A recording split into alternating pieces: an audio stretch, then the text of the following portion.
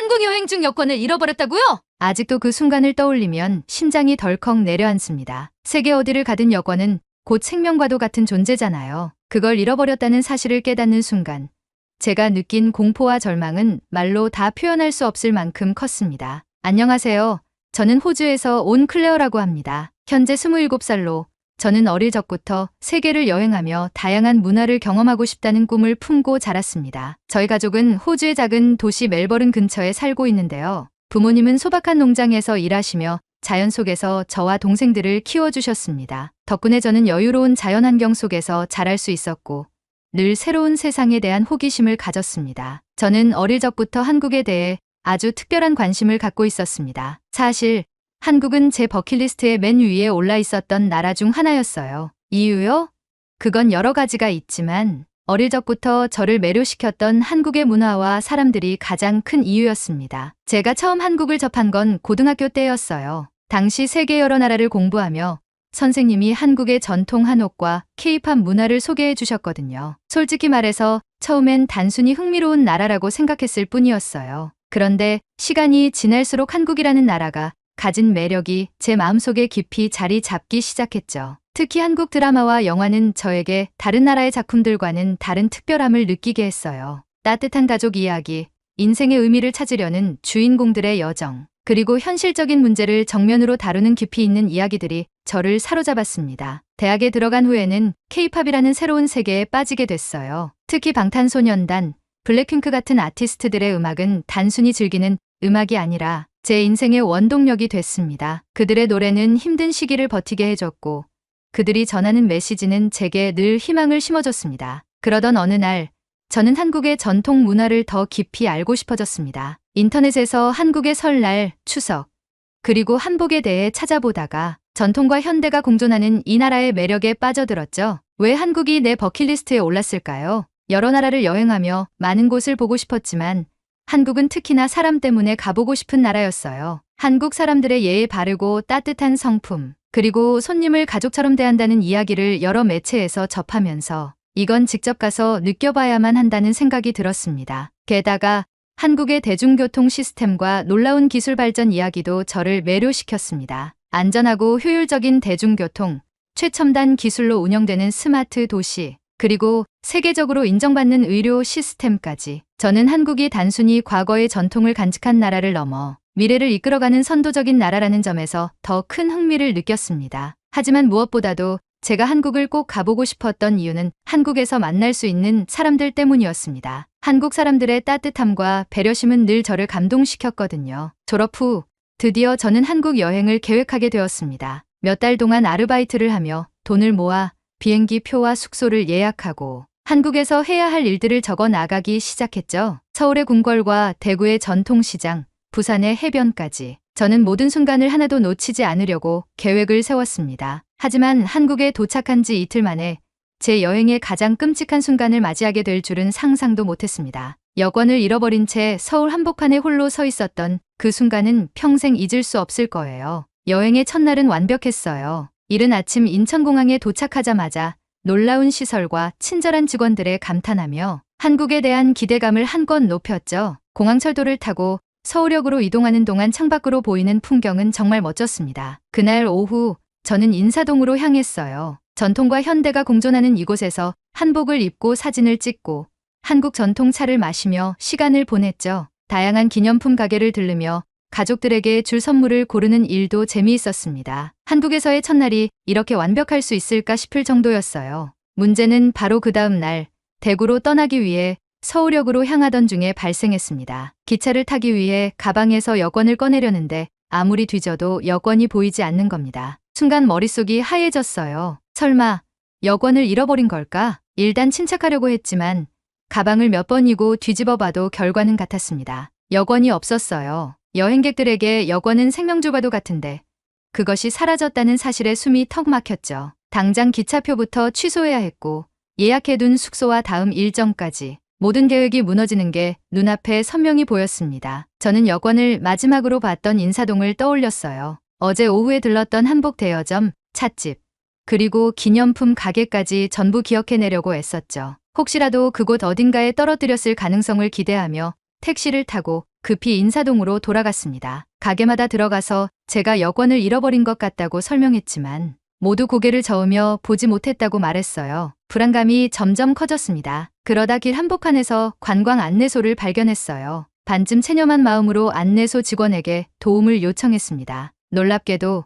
직원은 제 얘기를 듣자마자 걱정하지 마세요. 저희가 최선을 다해 도와드릴게요. 라고 말하며 적극적으로 움직이기 시작했어요. 그는 근처 경찰서와 청소업체에 연락하며 여권을 찾는데 필요한 모든 절차를 하나씩 진행했죠. 단순히 설명만 듣고 끝내는 것이 아니라 마치 자신의 일처럼 행동하는 그의 모습에 저는 큰 위안을 얻었습니다. 안내소 직원과 함께 경찰서로 이동하면서 마음속에서 희망과 불안이 교차했어요. 경찰관들은 매우 친절했고 제 상황을 진지하게 받아들여 CCTV를 검토하고 분실 신고 접수를 도왔습니다. 하지만 여권을 발견했다는 소식은 없었습니다. 시간은 계속 흘러갔고 초조함은 가시지 않았습니다. 여권이 없다면 숙소는 물론이고 비행기 표를 재발급받는 일조차 어려울 것이 뻔했으니까요. 이런 상황에서 무작정 대사관에 가도 당장 해결될 일이 없다는 생각에 절망이 깊어졌습니다. 모든 것을 포기하고 싶었던 그때 제 휴대전화가 울렸어요. 관광 안내소 직원이 전화를 건 겁니다. 그는 흥분된 목소리로 여권을 발견한 것 같아요. 지금 바로 오실 수 있나요? 라고 말했어요. 그 말을 듣는 순간 제 눈에 눈물이 고였습니다. 믿을 수 없었어요. 여권을 찾았다는 말이 진짜인지도 모르겠지만 그 한 줄기 희망만으로도 세상이 밝아지는 것 같았습니다. 저는 곧바로 안내소로 달려갔고 거기서 저를 기다리고 있는 또 다른 놀라운 이야기가 펼쳐지게 되었어요. 관광 안내소에서 받은 전화는 제게 한 줄기 빛 같은 희망을 안겨줬습니다. 여권을 발견한 것 같아요. 지금 바로 오실 수 있나요? 라는 직원의 말은 여칠한 짙은 먹구름 같았던 제 마음을 걷어냈어요. 저는 미친 듯이 뛰다시피 하며 안내소로 향했습니다. 안내소에 도착하자 직원이 밝은 표정으로 저를 반겼습니다. 여권을 찾은 것 같은데 확인 한번 해보세요. 그가 조심스럽게 손에 쥔 여권을 제게 내밀었습니다. 떨리는 손으로 여권을 받아들고 확인했어요. 제 이름, 제 사진, 그리고 분명히 제 여권이 맞았습니다. 순간 너무 기뻐 눈물이 났어요. 여권을 잃어버렸을 때의 절망감이 밀려오면서 동시에 큰 안도감과 감사함이 가슴을 채웠습니다. 어떻게 찾았나요? 이건 정말 기적이에요. 안내소 직원은 미소를 지으며 설명해줬습니다. 근처 카페에서 여권을 발견한 분이 저희에게 신고하셨습니다. 한국에서는 물건을 발견하면 바로 신고하거나 돌려주려는 경우가 많아요. 아마 그분도 외국인 관광객이 많이 오시는 인사동 특성을 이해하고 더 적극적으로 행동하신 것 같아요. 그 말을 들으니 한국 사람들의 따뜻한 마음이 한층 더 크게 와닿았습니다. 분실물 하나라도 그저 지나치지 않고 주인의 손에 돌아갈 수 있도록 노력하는 모습은 제가 전에 경험했던 어떤 문화에서도 쉽게 보기 힘든 것이었거든요. 안내소 직원의 이야기를 들으며 한국 사람들의 협력과 책임감에 새삼 감탄했습니다. 사실 저는 이전까지 한국에 대해 어느 정도 긍정적인 이미지를 가지고 있긴 했지만 이번 일은 단순한 이미지 이상으로 다가왔습니다. 여권을 발견한 분은 직접 만나볼 수 있을까요? 저는 여권을 찾아준 사람에게 직접 감사를 표하고 싶었습니다. 안내소 직원은 흔쾌히 그분에게 연락을 취했고 20분 정도 지나 카페 직원이라는 한 젊은 여성이 안내소로 왔습니다. 그녀는 밝은 미소로 저를 맞이하며 말했어요. 안녕하세요. 이 여권 주인이시군요. 제가 발견했는데 찾으셨다니 정말 다행이에요. 그녀의 말에 저는 눈물을 참을 수 없었습니다. 정말 감사합니다. 여권이 없었다면 제 여행은 끝장났을 거예요. 그녀는 겸손하게 웃으며 말했어요. 한국에서는 이런 일이 흔해요. 사실 여권을 발견한 후에 어떻게 돌려드릴지 고민했는데 바로 관광 안내소가 떠올랐어요. 안내소 직원들이 늘 분실물 처리에 익숙하니까요. 그녀의 말을 듣고 나니 이 모든 과정에서 서로 돕는 한국인들의 협력, 정신이 얼마나 중요한 역할을 했는지 깨달았습니다. 여권을 찾은 기쁨도 컸지만 그 뒤에 숨겨진 따뜻함과 세심함에 저는 더 큰 감동을 받았습니다. 카페 직원은 그저 여권을 전달하는데 그치지 않았습니다. 그녀는 저를 위해 직접 근처 경찰서와 안내소에 연락하며 주인을 찾기 위한 최선을 다했죠. 이런 일은 우리도 서로 돕고 살아가는 과정이라고 생각해요. 제가 도와드린 만큼 나중에 누군가가 저를 도와줄지도 모르잖아요. 그녀의 말은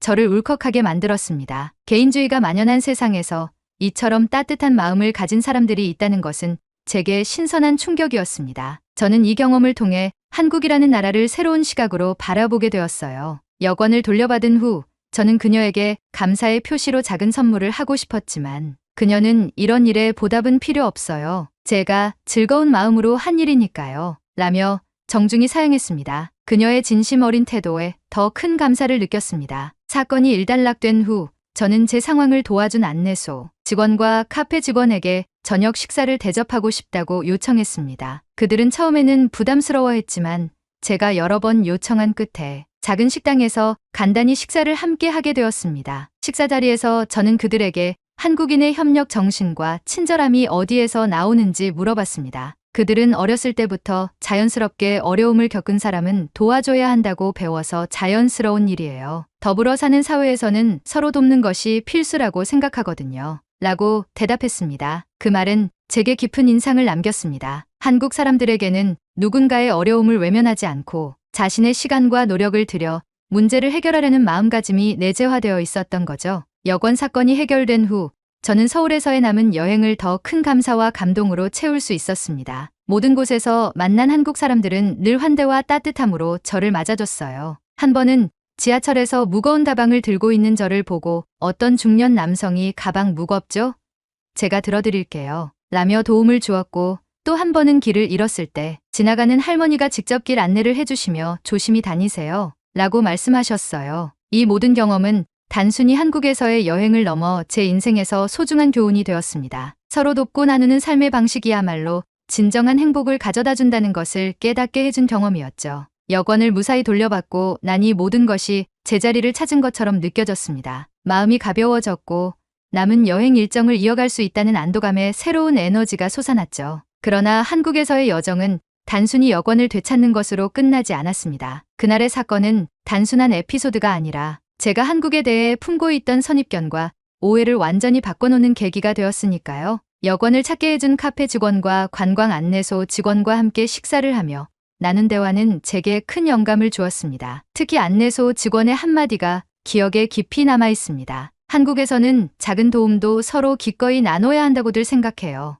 혼자 살기 힘든 세상인데 이렇게 서로 돕는 것이 우리를 더 행복하게 만드는 것 같아요. 한국인들은 유독 더 서로 아끼고 돕는 것 같기도 같고요. 우리라는 개념이 큰 것 같아요. 이 말은 마치 오래된 문양처럼 제 마음속에 깊이 새겨졌습니다. 호주에서는 개인의 자유와 독립성이 중요한 가치로 여겨지지만 때로는 그런 가치관이 서로 간의 정과 연대를 약화시키기도 합니다. 그런데 한국에서는 나보다는 우리를 우선시하는 사고방식이 사람들 간의 유대감을 더 단단히 만들어주는 것처럼 보였어요. 그들과의 대화에서 배운 것은 단지 여권 사건으로 느낀 고마움 이상이었습니다. 그들은 한국의 문화와 사고방식, 그리고 공동체 의식의 핵심에 대해 제게 가르쳐 주었죠. 그렇게 하루를 기분 좋게 마무리한 다음 날, 저는 대구로 이동했습니다. 여권을 잃어버렸던 기억은 이제 과거의 일이 되었고, 기차를 타고 이동하는 내내 한국의 풍경을 즐겼습니다. 대구에 도착한 후 근처의 유명한 시장을 둘러보기로 했죠. 시장에서 다양한 음식을 맛보며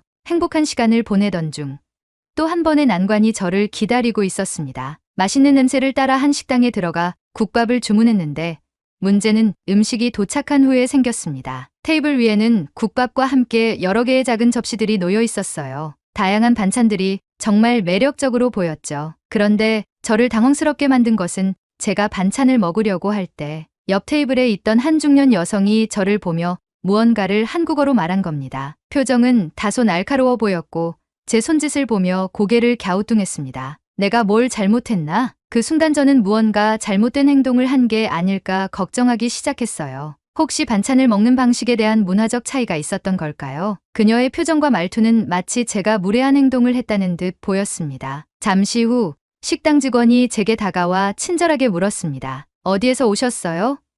음식은 괜찮으세요?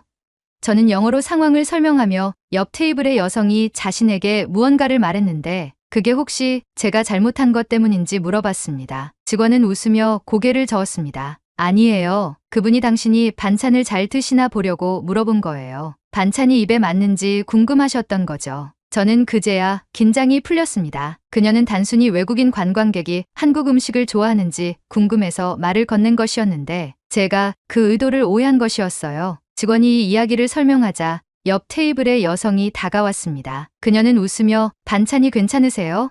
여기 국밥이 정말 맛있어요. 더 필요하면 말씀하세요. 라고 영어로 말했습니다. 그 순간 저는 또 한 번 한국인의 진심을 느낄 수 있었습니다. 처음에는 날카롭게 보였던 그녀의 표정은 사실 호기심과 배려에서 나온 것이었고 저는 그것을 오해했었던 거죠. 한국인의 배려와 세심함에 감동하다. 식당을 나서며 저는 또 다른 깨달음을 얻었습니다. 한국 사람들은 종종 외국인을 향해 특별한 관심을 보이고 그 관심은 대부분 진심 어린 배려에서 나온다는 사실을요. 그들의 세심함은 단순히 외적인 행동이 아니라 마음 깊은 곳에서 나오는 것이었습니다. 대구에서의 나머지 여행 일정 동안에도 이러한 순간들을 몇 번이고 경험하게 되었습니다. 예를 들어 한 번은 시장에서 물건을 살 때 상인이 저를 위해 영어로 설명하려고 노력하면서도 친절하게 한국어 단어 몇 개를 가르쳐 주셨습니다. 또 다른 날에는 버스를 타는 도중 길을 잘 몰라 헤매는 저를 본 할머니가 직접 내려야 할 정류장을 알려주시기도 했습니다. 이 모든 경험은 한국이라는 나라와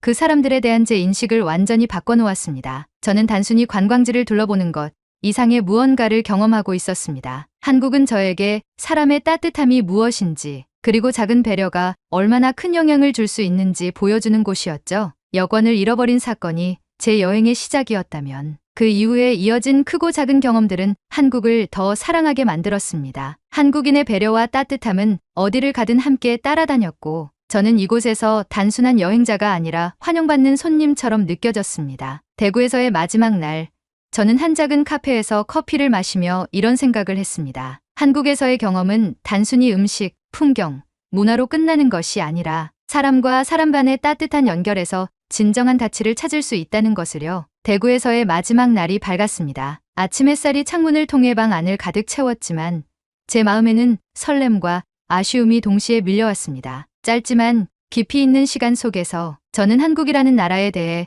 단순한 여행지를 넘어선 특별한 감정을 품게 되었거든요. 비행기를 타기 위해 다시 서울로 돌아가야 하는 날, 저는 캐리어를 끌고 숙소를 나서며 마지막으로 한 번 더 대구의 거리를 둘러보기로 했습니다. 번화한 거리와 시장, 그리고 작은 골목길을 걸으며 만났던 사람들, 그리고 그들이 보여준 친절함이 머릿속에 떠올랐습니다. 서울로 가는 KTX에 몸을 싣고 창밖을 바라보았습니다. 빠르게 지나가는 풍경 속에서 저는 한국에서의 모든 순간을 되새겼습니다. 잃어버렸던 여권을 찾아준 카페 직원, 기꺼이 자신의 시간을 내어준 관광 안내소 직원, 그리고 국밥집에서 작은 오해로 시작했지만 결국 웃음으로 끝났던 중년 여성까지. 그들은 저에게 단순히 도움을 준 사람이 아니라 삶에서 가장 중요한 것이 무엇인지를 가르쳐준 스승이었습니다. 한국에서의 여행은 단순한 관광이 아니었습니다. 그것은 인간성과 배려를 새롭게 배우는 과정이었고 저 자신을 돌아보게 만든 특별한 경험이었죠. 서울에 도착한 후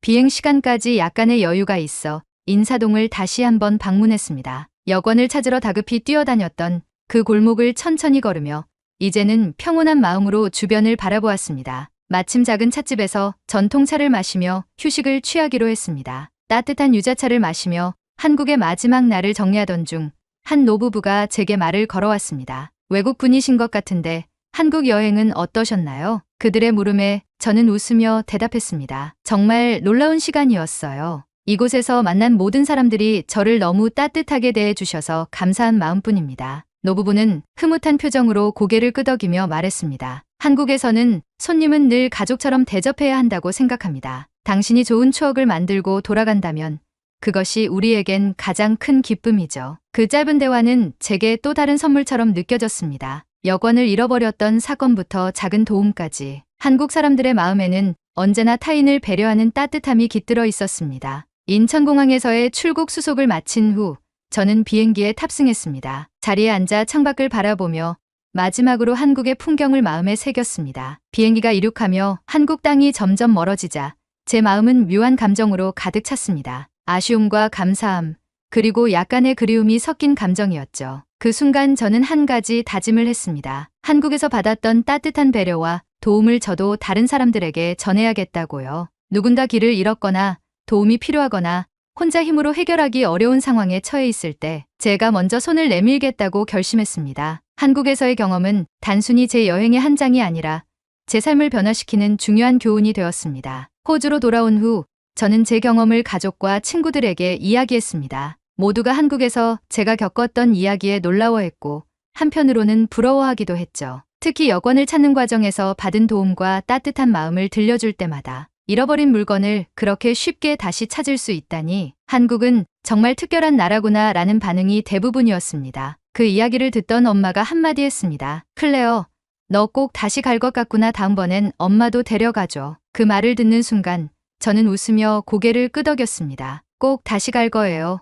그땐 엄마랑 같이요. 그리고 내가 받은 따뜻함을 엄마도 느껴보게 해줄게요. 한국에서의 여정은 끝났지만 제 마음속에서 그날의 기억은 여전히 따뜻하게 남아 있습니다. 한국은 단지 멋진 풍경과 맛있는 음식만으로 유명한 나라가 아닙니다. 팝, 컬처로만 유명한 나라가 아닙니다. 진심으로 사람을 생각하고 작은 배려로 큰 행복을 만들어내는 나라입니다. 여권을 잃어버린 사건은 그저 불행한 해프닝으로 끝날 수도 있었지만 한국에서 만난 사람들 덕분에 그것은 제 인생에서 가장 값진 경험 중 하나가 되었습니다. 제가 받은 감동과 감사의 마음을 여러분도 느낄 수 있기를 바랍니다. 오늘 준비한 영상은 여기까지입니다. 끝까지 시청해주셔서 감사합니다. 영상이 마음에 드셨다면 좋아요와 구독 부탁드립니다.